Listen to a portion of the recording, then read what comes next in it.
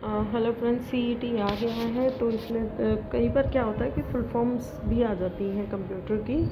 तो एक क्वेश्चन के लिए हम लोग तैयार करते हैं, तो मैं आपको 100 कंप्यूटर इम्पॉर्टेंट जो है आपकी करवाऊंगी, जो किसी न किसी एग्ज़ाम में कई बार आई हुई है। जैसे सीपी बहुत सिंपल लगेंगी आपको कई, लेकिन एक बार रिवीजन करना ज़रूरी होता है, क्योंकि कई बार क्या होता है कि हम जल्दबाजी में ही एक वर्ड के लिए भी गलत कर देते हैं। जैसे सीपीयू है central processing unit, RAM random access memory, ROM read only memory जिसमें आपका बूटिंग का प्रोसेस जो है वो सारा लिखा होता है। बूटिंग क्या होता है, जब हम फर्स्ट टाइम सिस्टम को स्टार्ट करते हैं तो जो फर्स्ट स्क्रीन आने तक आपका डेट टाइम अपडेशन सारी आइकन आना, जो बेसिक काम है वो सारा कहाँ होता है, रोम के अंदर लिखा होता है। ठीक है। रैम होती है जब आप कोई प्रोग्राम ऑन करते हो तो रैम में आपके टेम्प्रेरी जो भी डाटा है वो सारा आता है, और लाइट जाते ही इसका डाटा चला जाता है। ये बहुत बेसिक बातें हैं जो आई थिंक आप लोगों को पता होगी। एएलयू होती है अर्थमेटिकल लॉजिकल यूनिट, लिखा होता है कई जगह अर्थमेटिक लॉजिक यूनिट लिखा होता है। ये आपके सीयू का पार्ट होता है, कंट्रोल यूनिट का ही एक पार्ट होता है, जिसके अंदर जितने भी आपकी कैलकुलेशन रिलेटेड जो भी काम होता है वो आपकी ये वाली यूनिट करती है, सीयू कंट्रोल यूनिट, जिसे हम नॉर्मल लैंग्वेज में सीपीयू बोलते हैं। एक्चुअल में सीपीयू तो होती है कैबिनेट, जो बड़ा डब्बा जो हमारे कंप्यूटर के साथ अटैच होता है, जिसके अंदर सीयू जो है वो एक छोटी सी चिप होती है। तो सीयू वो होती है, सीपीयू होती है हमारी कैबिनेट। तो इसमें डिफरेंस ध्यान रखिएगा। एसएमपीएस होता है स्विच्ड मोड पावर सप्लाई। ये आप एक तरीके से इसको लगा सकते हैं कि जैसे जो हमारा इन्वर्टर का डब्बा सबने देखा होता है, उसी तरह होता है। स्विच्ड मोड होता है, पावर सप्लाई के लिए यूज़ होता है एसएमपीएस कंप्यूटर में। Visual display unit VDU, video कहते हैं आपके मॉनिटर को। वीडियो किसको कहते हैं, आपके मॉनिटर को। वैसे जनरली सारे जो बेसिक कंप्यूटर पढ़ के आए हैं तो सबको इतनी बातें पता होती हैं। Visual display unit monitor. UPS होती है आपकी अनइंटरप्टेबल पावर सप्लाई। तो ये तो आपकी स्विच्ड मोड होगी, मतलब जब स्विच ऑन होगा सिर्फ तभी काम करेगी। ये है यूपीएस आपका। एक्चुअल में इन्वर्टर जो है वो मैंने आपको एग्जांपल के लिए रिलेट करने के लिए बताया एसएमपीएस में। ये है आपका UPS uninterruptible power supply. CRT होती है कैथोड रे ट्यूब। पहले जब आपने देखा होगा कि पुराने ज़माने में जो हमारे टीवी होते थे बहुत बल्की होते थे, पीछे उनके ना एक यू कैन से जो हमारे माउथ ऑर्गन टाइप की, या फिर यूँ कहें कि बीन टाइप की जो फेस शेप सी बनी होती थी, शुरू में बहुत मोटा, नीचे पीछे एक ट्यूब सी बनी होती थी, वहाँ यूज़ होती थी कैथोड रे ट्यूब वीडियो में डिस्प्ले करने के लिए। टीवी भी हमारे बहुत मोटे मोटे होते थे उसी तरह के। अब है हमारी एलसीडी लिक्विड क्रिस्टल डिस्प्ले, मतलब अब पतली पतली स्क्रीन आती हैं जिन पे आपका डिस्प्ले होता है। उसके बाद आई नई टेक्निक है एलईडी लाइट एमिटिंग डायोड। इन दोनों की जो है वर्किंग में फ़र्क है, इसी वजह से जो एलसीडी है वो थोड़ी सी ज़्यादा थिक होती है एलईडी के कंपैरेटिवली। एलईडी काफ़ी थिन होती है, ये दोनों ही थिन होती हैं सीआरटी के कंपैरेटिवली।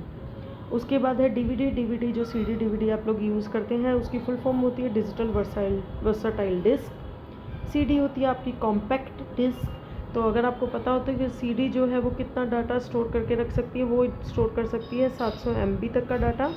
और एक नॉर्मल डीवीडी है जो वो 4.7 GB तक का डाटा स्टोर कर सकते हैं। उसके बाद ब्लू-रे डिस्क वगैरह काफ़ी ज़्यादा डिस्क आ सकती हैं।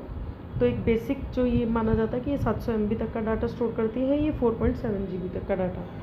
HDD होती है आपकी हार्ड डिस्क ड्राइव, जो जनरली क्या होती है आपकी, जहाँ पे हार्ड डिस्क स्टोर करते हैं आपका डाटा जो है परमानेंटली स्टोर होता है। सॉलिड स्टेट ड्राइव, इन दोनों का डिफरेंस भी आपको पता होना चाहिए कि किस स्पीड की वजह से इनकी जो एक्सेस स्पीड है, उनका जो कॉस्ट है, ये इनका मेन सिस्टम है। बायोस होता है बेसिक इनपुट आउटपुट सिस्टम, मतलब बायोस में बेसिक जो इनपुट आउटपुट सिस्टम है वो यहाँ स्टोर होता है। सीमोस होती है, सीमोस एक तरीके से आपने देखा होगा जो पहले के टाइम पे हम लोग वॉचेस पहनते थे तो उसमें एक छोटा सा सेल होता है, वॉच का सेल, हाथ घड़ी का जो सेल होता है वो वाले सेल की मैं बात करूँ।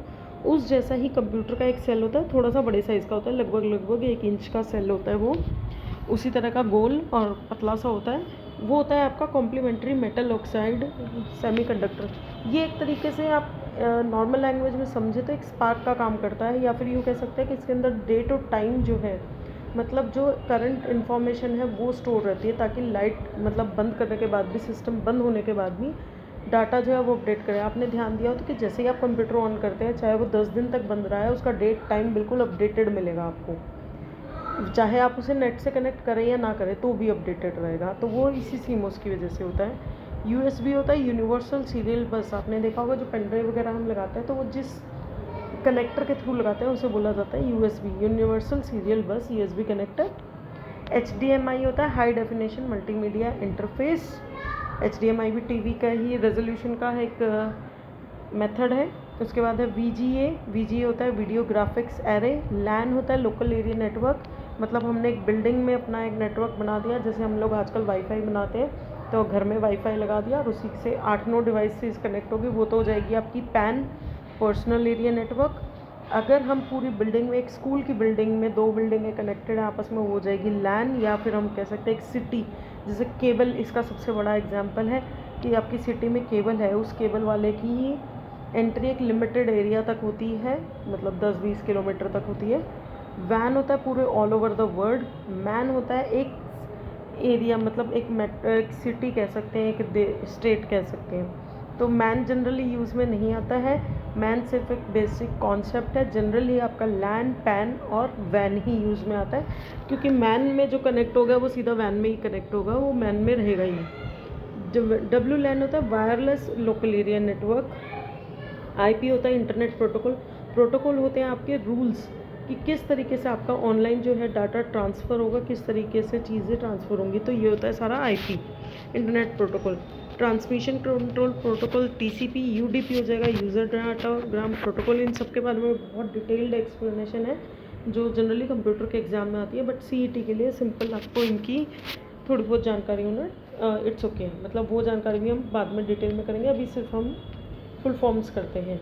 FTP होता है फाइल ट्रांसफ़र प्रोटोकॉल, जो फाइल ट्रांसफ़र के लिए यूज़ होता है, जो हम लोग डॉक्यूमेंट्स एक दूसरे को भेजते हैं, चाहे वीडियो। HTTP होता है हाइपर टेक्स्ट ट्रांसफ़र प्रोटोकॉल। ये आपने देखा होगा जब भी आप कोई वेबसाइट ओपन करते हो तो इस तरीके से लिखा आता है HTTPS या HTTP / पे अपने आप लिखते हो www.google.com और ऑटोमेटिकली ये HTTP ऐड हो जाता है। तो ये आपके होता है वेबसाइट्स को एक्सेस करने के लिए। HTTPS हो जाएगा, इसके आगे एक सिक्योर और लग जाएगा कि ज़्यादा सिक्योरिटी। पहले आप HTTP यूज़ होता था, अब HTTPS यूज़ होता है ताकि सिक्योरिटी प्रोवाइड कर सकें। www world wide web. Okay, तो उसके बाद है URL होता है यूनिफॉर्म रिसोर्स लोकेटर। जो भी आपका वेबसाइट का एड्रेस है उसे हम URL बोलते हैं। ISP होता है इंटरनेट सर्विस प्रोवाइडर, जिससे आप इंटरनेट लेते हैं, जैसे आपने जियो का ले रखा है, BSNL का वाईफाई लगवा रखा है, जो भी कंपनी है वो आपकी इंटरनेट सर्विस प्रोवाइडर हो जाएगी। DNS होता है डोमेन नेम सिस्टम। DNS होता है domain name system. Domain name system क्या होता है, आपने देखा वेबसाइट्स के आगे लिखा होता है .com, HSCC की वेबसाइट के आगे .gov.in लिखा होता है, किसी वेबसाइट के आगे .edu लिखा होता है, तो वो सब होते हैं इनके डोमेन नेम सिस्टम, जिससे हम ये पता कर सकते हैं ये साइट एक्चुअल में किस पर्टिकुलर एरिया से डिपेंड करती है। Wifi wireless fidelity full form है इसकी। VoIP voice over internet protocol, जो आपके जो आप व्हाट्सएप कॉल वगैरह करते हैं, वॉइस कॉल्स, उनमें यूज़ होता है ये वाला प्रोटोकॉल। मैक होता है मीडिया एक्सेस प्रोटोकॉल। DSL होता है डिजिटल सब्सक्राइबर लाइन, जो पहले आप टेलीफोन लाइन से लेते थे, एक डब्बा लगता था आपके टेलीफोन के, जो लाइन टेलीफोन के साथ कनेक्ट होता था इंटरनेट चलाने के लिए, वो होता है डिजिटल सब्सक्राइबर लाइन, जो कनेक्शन बेस्ड काम करता है। VPN हो गया वर्चुअल प्राइवेट नेटवर्क, जो आप सिंपल 1 या 2 लोगों का प्राइवेट नेटवर्क, जिसको कोई भी हैक नहीं कर सकता है, जिसको कोई देख नहीं पाता। OTP होता है वन टाइम पासवर्ड, सबको पता है OTP आते हैं। SSL होता है सिक्योर सॉकेट लेयर, ये आपकी लेयरिंग का कॉन्सेप्ट आ जाता है नेटवर्किंग में ही। TLS हो गया आपका ट्रांसपोर्ट लेयर सिक्योरिटी हो गया। IDS हो गया इंट्रूजन डिटेक्शन सिस्टम। IPS हो गया आपका इंट्रूजन प्रिवेंशन सिस्टम, ये डिटेक्ट करता है, ये प्रिवेंट करता है।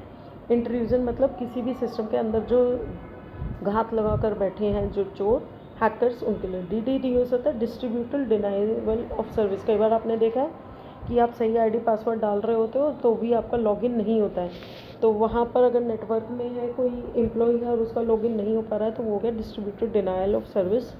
AES हो गया एडवांस्ड इंक्रिप्शन स्टैंडर्ड। RSA रिविस्ट ये अलग छोड़ दीजिए, ये थोड़े हाई लेवल के आ गए, ये इसमें ज़रूरी नहीं है, यहाँ पर आ जाइए। OS हो गया आपका ऑपरेटिंग सिस्टम। GUI हो गया ग्राफिकल यूज़र इंटरफेस, जो आप क्लिक करते हैं आइकन्स पे। CL हो गया कमांड लाइन इंटरफेस, जहाँ पर हर काम ब्लैक स्क्रीन होती है, बिल्कुल वाइट स्क्रीन होती है या ब्लैक स्क्रीन होती है और वाइट लाइन से टेक्स्ट में हर काम आप कमांड से करते हैं, जैसे आपके लाइनक्स यूनिक्स जो ऑपरेटिंग सिस्टम है वो। पीडीएफ हो गया आपका पोर्टेबल डॉक्यूमेंट फॉर्मेट, मतलब ऐसा फॉर्मेट जहाँ जिससे आप कहीं पर भी ले जा सकते हो, किसी भी डिवाइस में वो एक्सेस हो जाएगा। जेपीईजी होता है, जनरली आपकी इमेजेस होती हैं वो उसके लिए होते हैं। जॉइंट फोटोग्राफिक एक्सपर्ट्स ग्रुप, ये काफ़ी इंपॉर्टेंट है, ये कई बार पूछा गया है। पीएनजी हो गया पोर्टेबल नेटवर्क ग्राफिक्स। जीआई हो गया ग्राफिक्स इंटरचेंज फॉर्मेट, मतलब ग्राफिक्स जो है इंटरचेंज फॉर्मेट। एमपेग हो गया moving picture experts group. EXE हो गया एग्जीक्यूटेबल फाइल, जो भी सॉफ्टवेयर आप इंस्टॉल करते हैं, डालते हैं, सबसे पहले डाउनलोड करते हैं तो वो .exe होता है, यानी वो उसको एग्जीक्यूट करेंगे तो वो रन हो जाएगा। DLL हो गया आपका डायनेमिक लिंक लाइब्रेरी। HTML है हाइपर टेक्स्ट मार्कअप लैंग्वेज, ये वो लैंग्वेज है जिसके थ्रू आपकी वेबसाइट्स क्रिएट होती हैं। XML होता है एक्सटेंसिबल मार्कअप लैंग्वेज, उसी में थोड़ा सा अपग्रेडेड वर्जन है, मतलब अगर नॉर्मल वेबसाइट है तो वो आप HTML से बना सकते हो और उसमें एडिशनल फीचर्स डालनी है तो आप XML यूज़ कर सकते हो। SQL हो गया स्ट्रक्चर्ड क्वेरी लैंग्वेज, मतलब जो डाटा हम स्टोर करते हैं, जो हमारे आईडी पासवर्ड हमारी ईमेल स्टोर होती हैं, उनको रिट्रीव करने का काम कौन करता है? SQL। DBMS है डाटाबेस मैनेजमेंट सिस्टम। RDBMS है रिलेशनल डाटाबेस मैनेजमेंट सिस्टम। उसके बाद है ऊप बोला जाता है ऑब्जेक्ट ओरिएंटेड प्रोग्रामिंग। API है application programming interface. SDK software development kit. JVM है Java virtual machine. AJAX asynchronous JavaScript and XML। UNIVAC universal automatic computer. IBM है इंटरनेशनल बिजनेस मशीन्स। ICANN बोला जाता है internet corporation for assigned names and numbers. ये थोड़ा ज़्यादा upgraded version है, ये भी आपके काम का नहीं है, ये भी नहीं है। IEEE पूछ सकता है institute of electrical and electronics engineer, आपने देखा होगा IEEE स्टैंडर्ड्स से जो सर्टिफाइड होते हैं। ISO certified international organisation for standardisation. W3C होता है world wide web consortium. ANSI code होते हैं हमारे American national standard institute. ISDN integrated service digital network. ITU है आपका इंटरनेशनल टेलीकम्युनिकेशन यूनियन। AI है artificial intelligence ML machine learning. IoT होता है इंटरनेट ऑफ थिंग्स, जो भी आप इंटरनेट से रिलेटेड डिवाइस आजकल यूज़ कर रहे हैं, अलेक्सा वगैरह, वो सब इसके अंदर आएंगी। GPS ग्लोबल पोजीशनिंग सिस्टम, जो आप GPS से मैप्स पे सर्च करते हैं कोई पोजीशन, वो फुल फॉर्म है। CAD कंप्यूटर एडेड डिज़ाइन, ये इंजीनियरिंग के लिए होता है। आर्किटेक्चरल जो बिल्डिंग वगैरह के डिज़ाइन होते हैं वो इस सॉफ्टवेयर से करते हैं, और computer aided design. CAM computer aided manufacturing, जो कंप्यूटर का यूज़ करके मैन्युफैक्चरिंग प्रोसेस करते हैं वो CAM सॉफ्टवेयर्स होते हैं। ATM होता है सिंक्रोनस ट्रांसफर मोड या ऑटोमेटेड टेलर मशीन, दोनों ही इसकी जो फुल फॉर्म्स हैं ये सही है, तो बुक में मतलब क्वेश्चन में जो भी आया आपको उसको टिक करना होगा। OCR जो आपके ऑप्टिकल कैरेक्टर रिकॉग्निशन, जो आपके इनमें होते हैं ना, आपके बैंक के चेक्स वगैरह पे होते हैं, OCR MICR magnetic ink character recognition. POS point of sale. PSTN public switched telephone network, ऐसा नेटवर्क जो पब्लिक के लिए है। BPS लिखा हो तो उसका होगा BPS bits per second.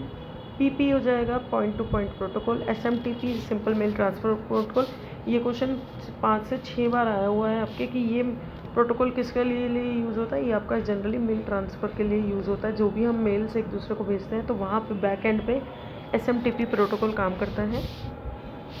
POP होगा पोस्ट ऑफिस प्रोटोकॉल। IMAP होगा internet message access protocol. ERP enterprise resource planning. SAP हो गया system application and products. SMS हो गया आपका शॉर्ट मैसेज सर्विस। GIF दोबारा आ गया है graphics interchange format. I hope ये शॉर्ट में आपको बहुत जल्दी रिवाइज हो गया, 15 मिनट में आपने 100 जो है फुल फॉर्म्स रिवाइज हो गई है। तो इस तरह के शॉर्ट में ही मैं वीडियोस जल्दी डालूंगी। Thanks for watching.